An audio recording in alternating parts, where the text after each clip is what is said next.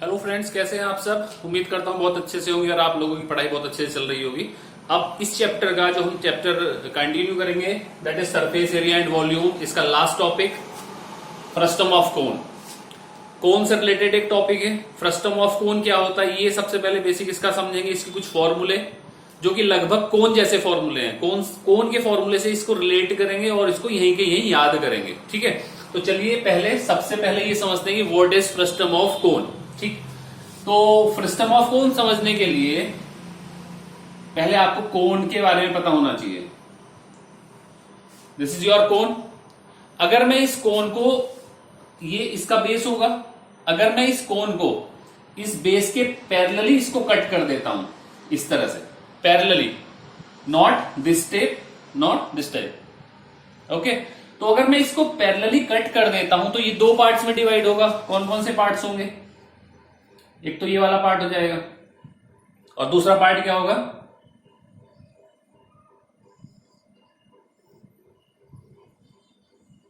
ये। It will convert into two parts. First part is this and this is second part. ये देखिए, जो ऊपर वाला पार्ट है ये कोन ही है एक छोटा, तो ये तो फ्रस्टम ऑफ कोन होगा नहीं। तो फ्रस्टम ऑफ कोन क्या होगा? This part is called frustum of कोन। अगर एक कोन को पैरेलली, बेस के पैरेलली आप बीच में से कट कर देते हो तो जो नीचे वाला पार्ट बनेगा वो क्या कहलाएगा? फ्रस्टम ऑफ कोन।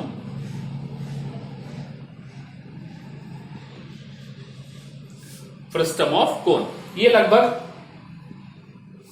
इस टाइप का आएगा। ठीक है, अगर ये मान लीजिए पूरा आपके पास कोन होता तो आपने क्या किया? कट कर दिया, इधर भी कट और इधर भी कट, तो ये जो बनेगा आपका ये फ्रस्टम ऑफ कोन होगा। ये परफेक्टली नहीं है क्योंकि यहां थोड़ा ये इस तरह से ये दिया हुआ है। ये परफेक्टली अगर ये, ठीक है, ये लगभग जस्ट आपके हिंट के लिए है, तो ये लगभग इस तरह से दिखाई देगा। तो इसकी आपके पास दो सरफेस होंगी। ठीक है, एक तो ये वाली सरफेस, मान लीजिए ये जो सरफेस है ये वाली सरफेस है, इसका रेडियस आप R1 मान रहे हो।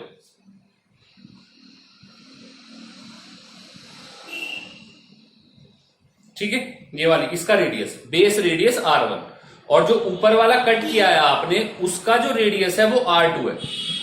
तो ये मैं मिटा देता हूं।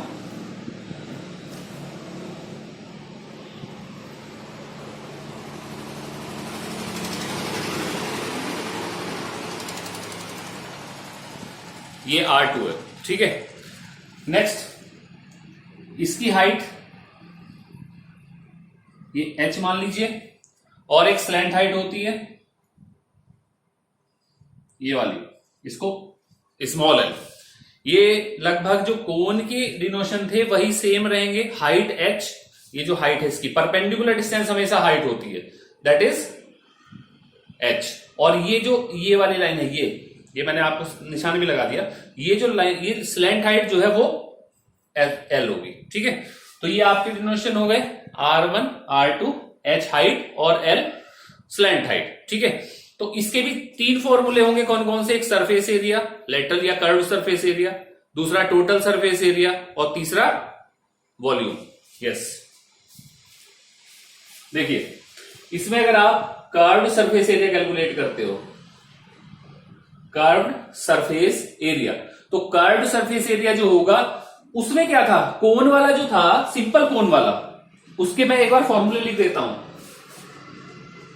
कोन CS से ये आपके पास था पाई RL, क्योंकि ये जो थी ये R थी, इसकी जो रेडियस, बेस रेडियस थी वो R थी, तो इसका जो कर्व्ड सरफेस एरिया था वो क्या था? पाई RL। इसमें हमारे पास दो रेडियस है, याद करने का हम साथ साथ याद करते भी चलेंगे इसको। इसमें हमारे पास कितनी रेडियस है? 2 रेडियस, R1 और R2।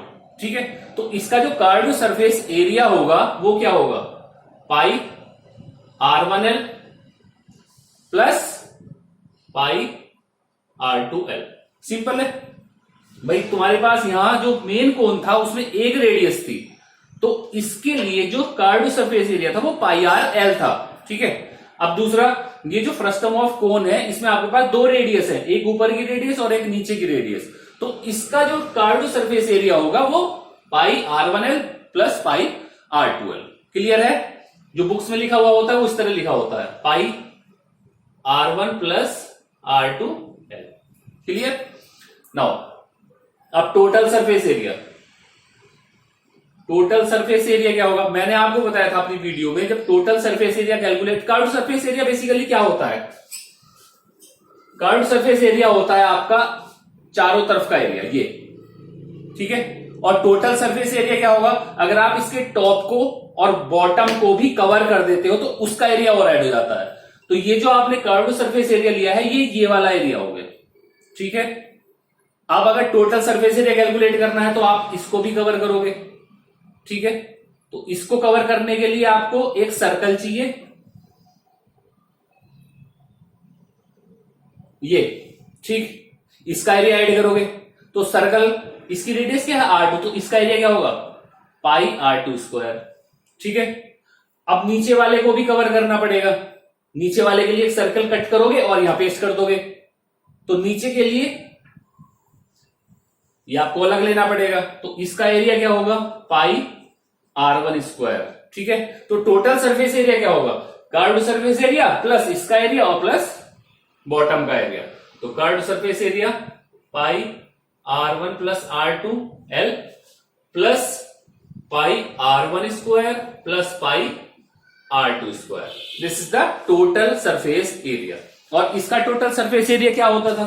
कोन का, कोन का जो टोटल सरफेस एरिया होता था वो होता था पाई RL प्लस, भाई इसमें ऊपर तो कहीं इसका टॉप तो आप कवर कर ही नहीं पा रहे हो, केवल आपको क्या चाहिए? इसको नीचे वाले पोर्शन को कवर करने के लिए एक सर्कल चाहिए जो कि पाई R स्क्वायर के साथ ऐड हो जाता था। तो इसका एरिया क्या होता था? पाई R L प्लस R, ठीक है। ये आपका टोटल सरफेस एरिया इसका होता था, उसका हो, ठीक है। क्लियर है? अब वॉल्यूम की बात करते हैं। वॉल्यूम इक्वल टू क्या होता था? 1/3 पाई R स्क्वायर H, सारी चीजें वही होंगी। इसमें क्या होगा?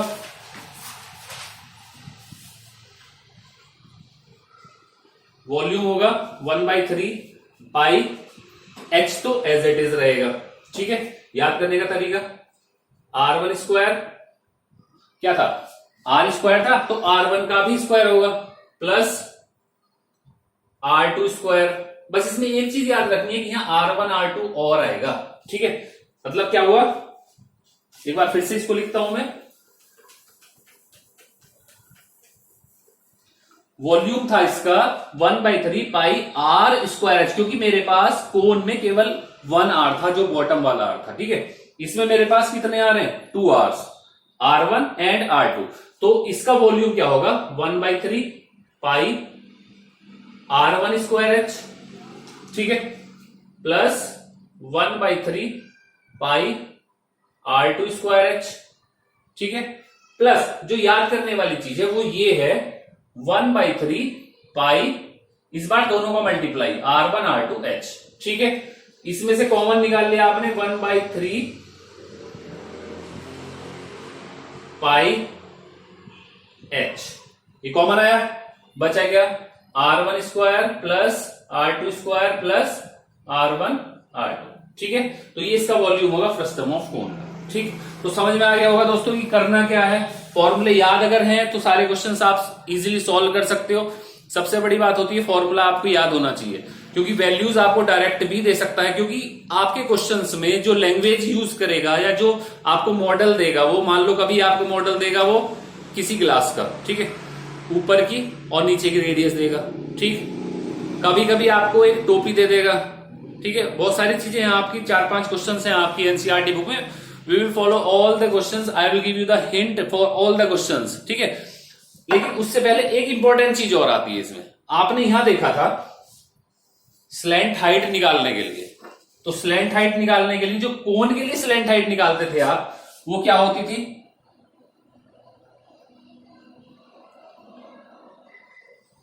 ये मान लीजिए H है, ये L है और ये R है, ठीक है। तो स्लैंट हाइट आप पाइथागोरस थ्योरम से कैलकुलेट करते थे, L square equal to H square plus R square. लगभग वही फॉर्मूला इसमें लगेगा, लेकिन थोड़ा सा ध्यान देने वाली बात जो है वो ये है कि ये देखिए, मैं एक बार फिर से फ्रस्टम ऑफ कोन बनाने जा रहा हूं। आप बहुत ध्यान से इस चीज को देखना कि यहां से स्लैंट हाइट का फॉर्मूला कैसे निकालते हैं। ये देखिए, ये था आपका R2, ठीक, ये थी आपकी हाइट, ठीक है, ये थी आपकी R1, ये मैं यहां से बना रहा हूं, ये R1, ये ऊपर वाली रेडियस R2, ये हाइट H, और ये थी स्लैंट हाइट L,